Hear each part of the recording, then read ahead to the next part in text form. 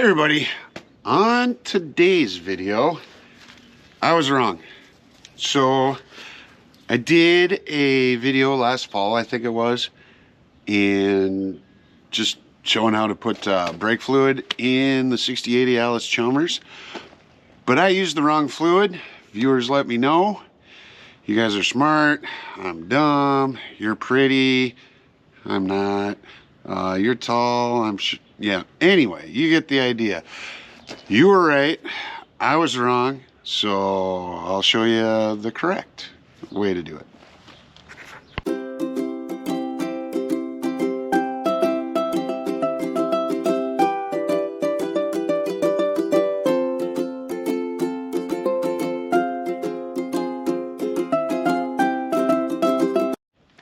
All right, so what I was actually doing wrong was, and in my defense, we'd been working on the brakes on my square body grain truck quite a bit, getting it to work, because you know those old square bodies, they have the vacuum and anyway, when they sit for a while and then you try and resurrect them, there are some issues. So I had .3 on my mind.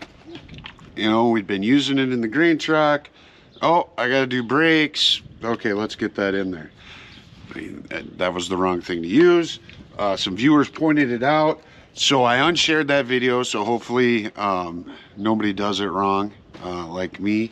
What you're actually supposed to use is 10 weight. So I got a jug of this at the local runnings, and after I had done my research, because brake reservoir, SAE 10. So, and it takes 1 to 1 1/4 pints. It doesn't take a whole lot. So what did we do? Dad grabbed his little vacuum deal.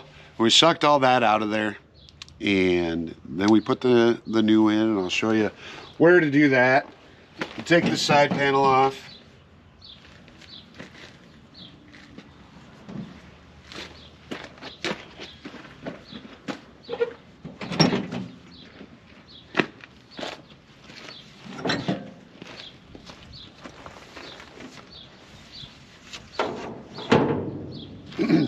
And it's not too windy yet today, so that shouldn't blow away. But the reservoir is right here. You fill it, which we have.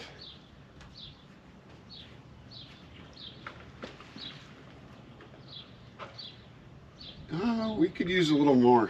So I'll grab the funnel quick and be right back. Okay, I grabbed my little funnel that I used the other day, but I did have Dad helping me when I was doing that, so this could be a little interesting.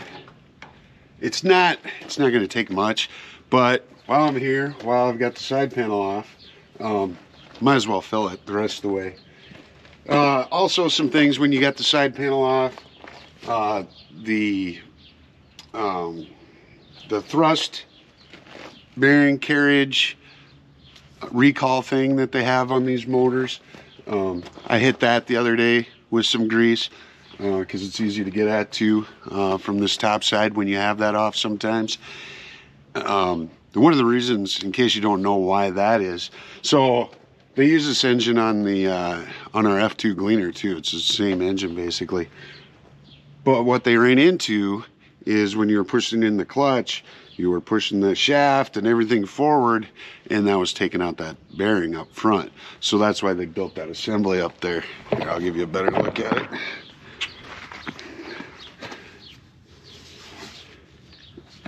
Right here. And now the Zerk has moved because I ran it. So the other day the Zerk was sitting right here. Sometimes you gotta fill it from underneath the engine, lay down. If you're in a nice grassy hayfield, it's not so bad.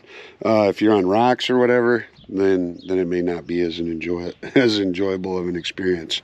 So yeah, so here's our reservoir. Got our funnel there. While I've got you, the camera unhooked here, we'll go around and take a look at. So we've got the the line going back in the bleeder. As you can see, there is a little liquid there. That's because we were bleeding it. And here's the other side. For that, it is a 13. So you just tighten, you loosen it to bleed it, tighten it when you're done. And then the nice thing about a tractor is, you know, you've got separate brakes.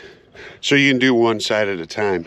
The other thing that was going on here was it was kind of sticking down. So hit it with a little power blaster here, and it's already better. Because I did have to take the cows a bale yesterday, because of course my starving buffalo, if they have to bend over to eat, they think they're starving. As they waddle up and tell me they're hungry. But yeah, so let's see here. I'll get this filled before I forget it. So that never happens, right? See if I can do this by myself without spilling.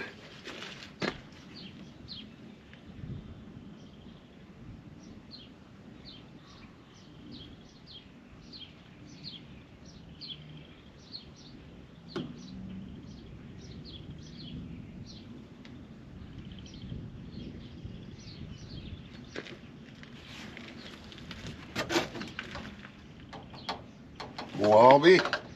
I did not spill, which that's a bonus. So I'll put the cap back on before I forget.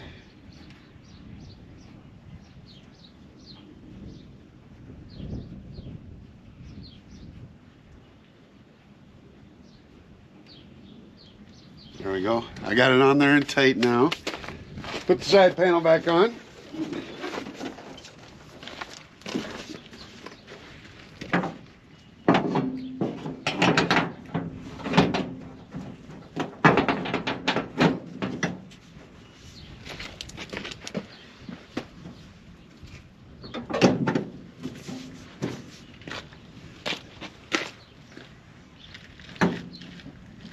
Oh, I got a little too far back. And there's a gap there, yep. There we go. So if you get it too far back, it won't shut all the way, of course. And get that bungee strap on there. Put my lid back on.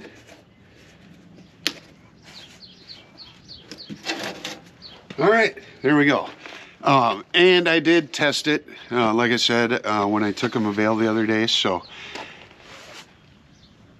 it works. We have brakes again, which isn't so much of a big deal here, but if you're mowing hay over on the river bottom with the hills and you don't like to fix fence when you roll through it, it's probably a good idea to have brakes. And you know, not that my videos are about safety, but it is probably safer to have brakes. So there you go. I made a mistake. Viewers corrected me, and thanks. So, as always, thanks for watching, and take care.